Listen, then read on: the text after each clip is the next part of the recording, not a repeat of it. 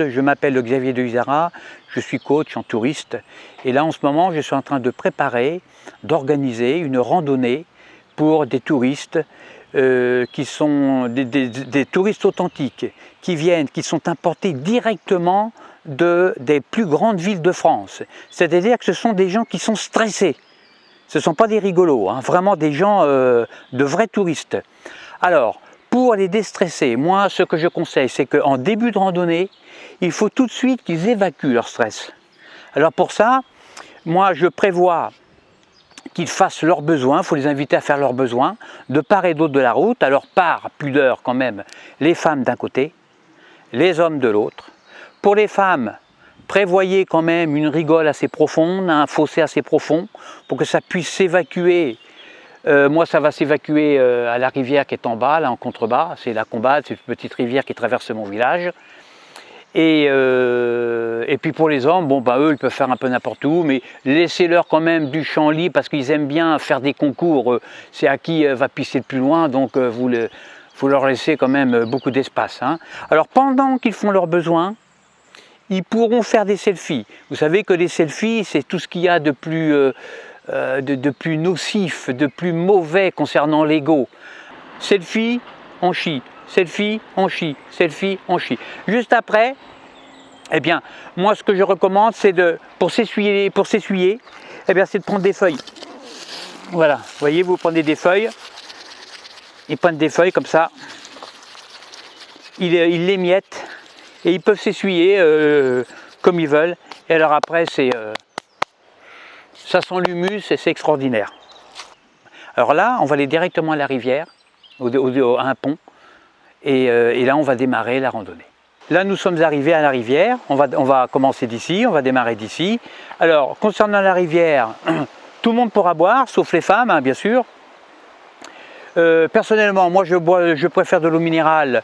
Bon, c'est pas que j'ai pas confiance en l'eau de la rivière, bien sûr elle n'est pas toxique, elle est bonne, elle est même très bonne, hein. Mais disons que moi, bon, je veux pas prendre de risques, on ne sait jamais. Donc on va démarrer et puis c'est parti. On descend à la rivière. Bon, moi je suis habitué, je descends facilement, il n'y a aucun problème. Là il fait vraiment chaud aujourd'hui.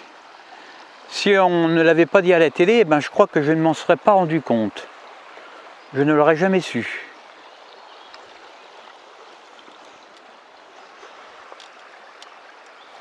Alors voilà, ici on le fera boire à la rivière avec quantité illimitée pour les hommes et restreinte pour les femmes, très restreinte même. Hein.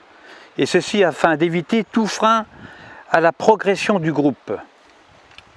Alors on va tout de suite essayer de trouver un tronc d'arbre où ils pourront s'aligner pour faire des selfies et faire leurs besoins en même temps. Ah, ben voilà un tronc d'arbre, voilà. Eh bien, ils vont pouvoir ici faire, ouais là c'est formidable, ici ils vont pouvoir faire des selfies. Voilà, alors ils peuvent se mettre, je sais pas moi, une dizaine, une quinzaine peut-être. Hein, voilà. Donc ils font des selfies et derrière ils font leurs besoins, systématiquement. Selfie, on chie. Selfie, on chie. Hein, toujours comme ça. Si vous voulez, c'est le principe. Et après ils vont se laver dans la rivière. Alors dans la rivière, là, c'est là qu'ils vont se rendre compte, ce sont des citadins évidemment, hein, bon, ce sont des touristes authentiques, eh bien, ils vont se rendre compte que l'eau mouille par rapport à ce qu'ils voient à la télé sur BFM. Allez, ben, on va continuer.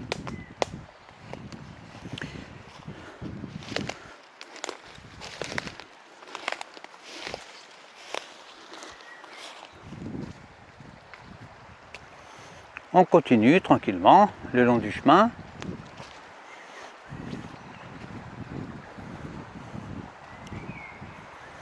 Ah ben voilà de l'euphorbe, c'est une plante qui est extrêmement dangereuse.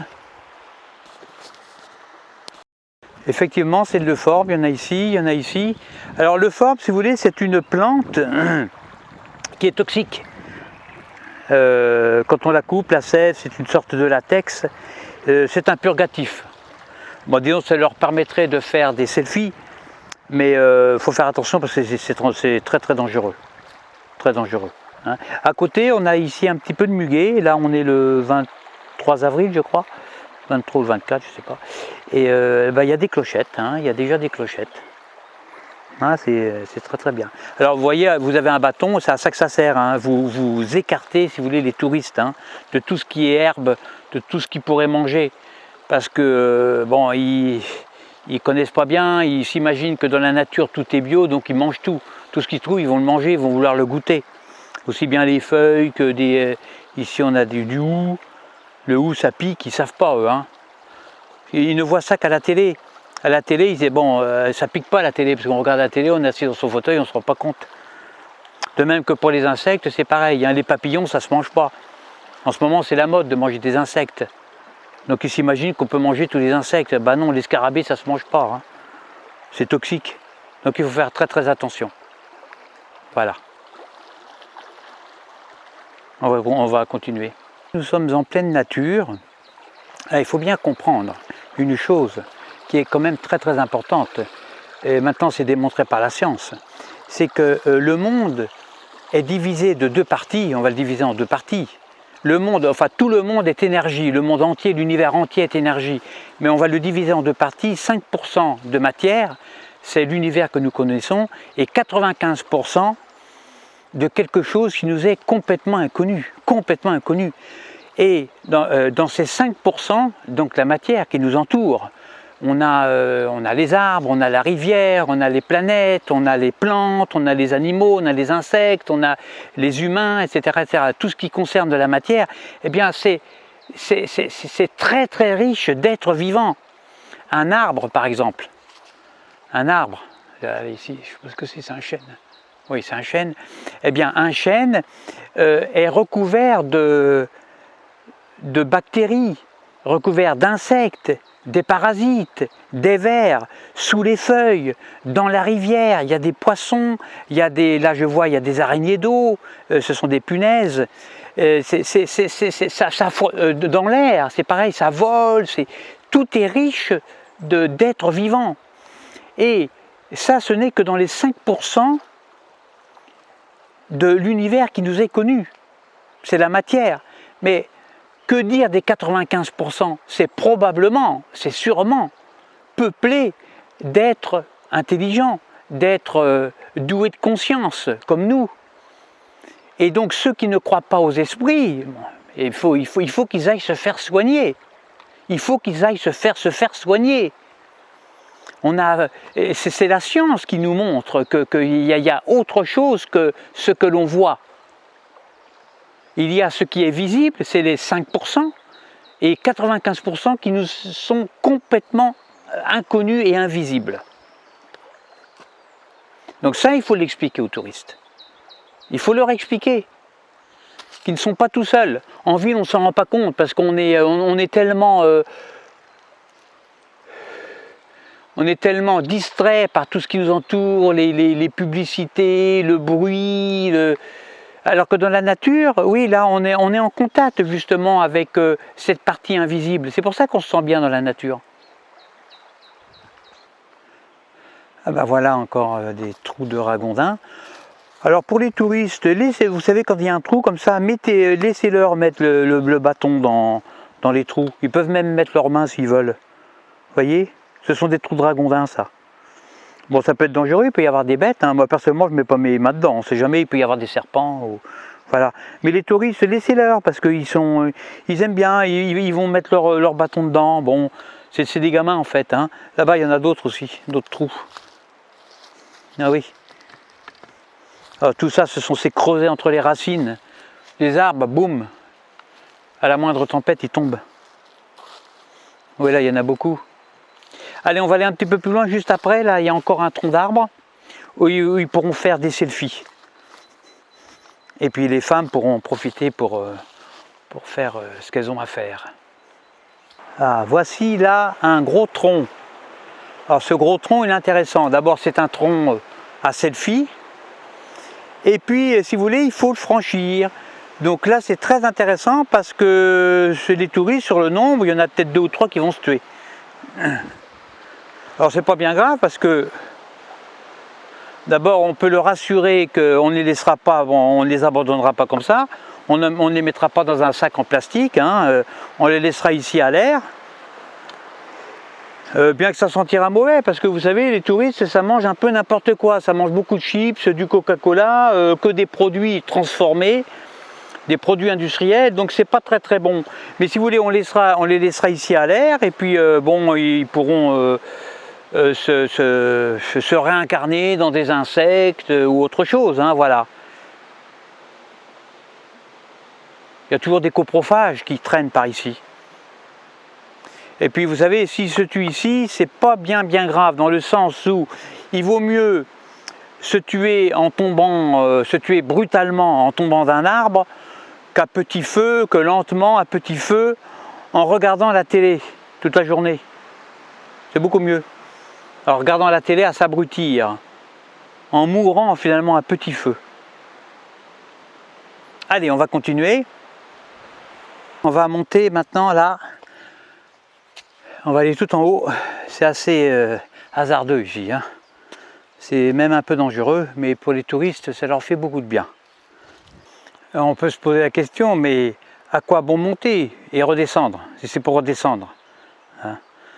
Alors bien sûr, pour les cardiaques, plusieurs mourront, mais on peut les rassurer dans le sens où on ne les mettra pas dans un sac en plastique, parce qu'on fera en sorte qu'ils intègrent le cycle de nature. Cela dit, moi, je n'assure pas leur réincarnation. Ou alors, c'est plus cher.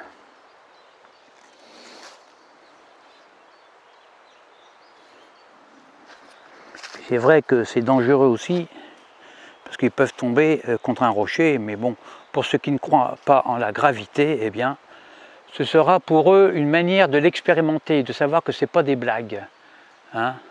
On conteste la gravité dans les salons parisiens, ou derrière un clavier, enfermé dans sa chambre. Mais quand on expérimente, c'est beaucoup mieux, on comprend mieux. Ça remplace de nombreuses explications. L'expérimentation est mieux que des discussions de salon. Alors, il est bien entendu que vous devez stimuler parfois les touristes. Alors, d'où l'intérêt d'avoir un bâton, parce que vous voyez là, ils risquent de traîner parce que ça monte, ils sont fatigués. Donc on prend un bâton et puis il faut s'entraîner avant, hein. Avant d'organiser une randonnée, vous devez vous entraîner.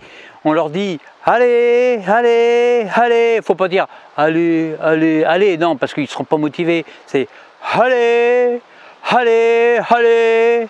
Et là, ils accéléreront la cadence. Et là, vous pourrez les faire monter, par exemple, tout en haut, là, au sommet de des rochers, hein. D'autre part, les touristes, si vous voulez, il faut les respecter, parce que ce sont des êtres humains quand même. Ce sont des êtres comme nous, ils sont faits comme nous, hein. Moi, je sais que les premiers touristes que j'ai rencontrés, c'était dans les années 60. C'était un couple de touristes, hein. Je les avais rencontrés, c'était par hasard, ils venaient chercher du pain, bah, ils mangent du pain comme nous, hein. Vraiment comme nous. Ils ont une sensibilité, ils sont comme nous, ils sont faits comme nous, voilà. Moi, bon, je ne leur avais pas parlé à l'époque parce que bon, je ne savais pas trop qui c'était, mais après je me suis renseigné, bon, ils sont... ce sont des êtres humains, quoi, voilà, hein. Ils ont une sensibilité, ils ont un cœur, ils ont une âme, ils ont... voilà, donc il faut les respecter, vous devez les faire respecter, vous devez les respecter. Donc les faire boire quand ils ont soif, hein. Là, vous voyez, là, on est à la fin de la randonnée. Eh bien, tout le monde peut boire à la rivière comme ils veulent. Voilà, et ça, c'est formidable. Là, je vois, il y a un papillon. Bah, le papillon, vous voyez, c'est... Ah bah tiens, oui, il va se faire gober, là, oui, il va se faire gober par un oiseau. Le papillon, lui, il se nourrit de la fleur. On peut dire c'est un parasite de la fleur, parce que bah, il se nourrit au détriment de la fleur, mais pas tellement, parce qu'il vit en symbiose, puisqu'il permet de féconder les fleurs. Ensuite, quand il se fait manger par un oiseau, ben, il rentre dans le cycle de la vie, dans le cycle de la chaîne alimentaire, et puis voilà, et puis c'est l'harmonie de la nature. Allez, à bientôt pour une prochaine vidéo.